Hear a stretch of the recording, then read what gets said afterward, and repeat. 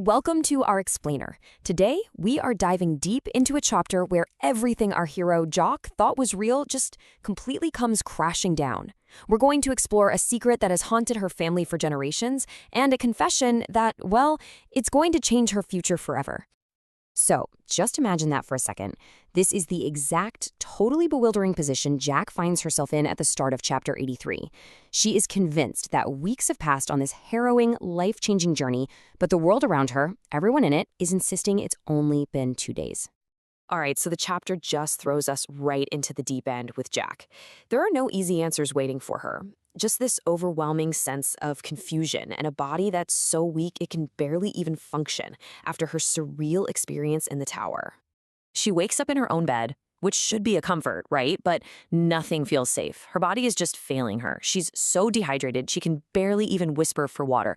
And there's an IV drip in her arm. That's a cold, hard reminder of just how much danger she was really in. And Frida's first words, they're not some gentle, "Oh, you're awake." No, it's just this raw burst of panic and fear. This tells us everything right away. It shows us the huge emotional toll Jack's absence has taken, and it really shows us just how deeply Frida cares, which sets the stage for everything that's about to happen. So, as Jock slowly starts to recover, Frida begins to fill in the blanks. But here's the thing. Every single piece of information she gives only makes the mystery deeper and widens this already huge gap between Jock's reality and what everyone else thinks happened. And this slide, wow, it just lays out the central conflict perfectly. I mean, look at the two columns. On one side, you have Jacques' lived experience, a brutal journey that took weeks. On the other side, you have Frida's reality. Jacques was gone for just 2 days, and that tower she remembers? Frida says it doesn't even exist. This is not just some simple misunderstanding. It's a complete fracture in reality. So, get this. Even as Frida is denying the tower exists, the official story of what happened is filled with these bizarre details that just scream cover-up. Jock is found passed out with a horrible sunburn, which is then healed almost instantly by some mysterious cream. And the biggest red flag? Lady Alland absolutely forbids anyone from calling a doctor. Someone is definitely hiding something big here. Through all of this, there's this powerful emotional tension building. Frida is providing this incredibly intimate care, watching over Jock day and night. But she keeps using that word friend. And for Jock, that word feels like a wall, creating this really painful distance even as they're physically so close.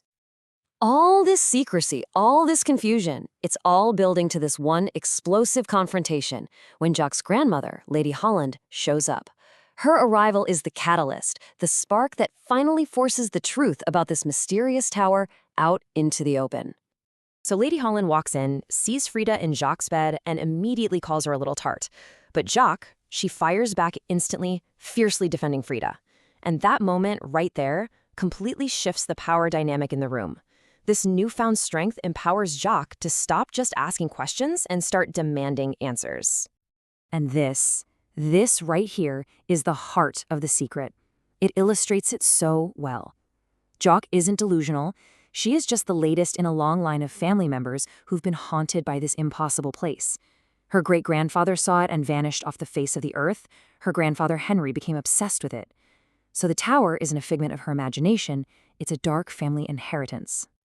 This reveals so much about Lady Holland's coping mechanism, which she's had for decades. She chose to believe in a simple, painful, but understandable betrayal, an affair, rather than face a terrifying, impossible truth. I mean, for her, the familiar pain of infidelity was just so much easier to live with than the madness of a man vanishing into a tower that shouldn't even exist. So, with that family bombshell now out in the open, the emotional storm kind of settles, and the chapter's focus shifts. It moves from the supernatural to the deeply personal. The final climax you see isn't about the tower at all. It's about finally resolving that unspoken tension between Jacques and Frida. As Frida is helping the weakened Jacques to the bath, Jacques sees it. The pith helmet from her journey just sitting there on her dresser. It's this one single solid piece of evidence, and it grounds her entire experience in reality. It proves it wasn't a dream. It really, really happened. And in the quiet intimacy of that bathroom, just totally overwhelmed with gratitude for everything Frida has done, Jack's defenses completely crumble. She says this with such raw, heartfelt vulnerability that it just strips away all the pretense and sets the stage for the chapter's biggest reveal. Hearing that raw honesty from Jacques is all Frida needs. She finally lets her own guard down and clarifies her feelings, breaking through that friend zone barrier that has been causing Jacques so much frustration and pain. It's the confession they've both been waiting to hear. And Jack's response? Ugh, it's just perfect. It's this clever, wonderful callback to her own words from just moments before. And with that, she joyfully accepts Frida's feelings.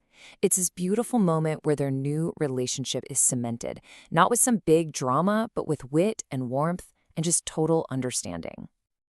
And so, the chapter ends not just with a new romance, but with the creation of a powerful alliance.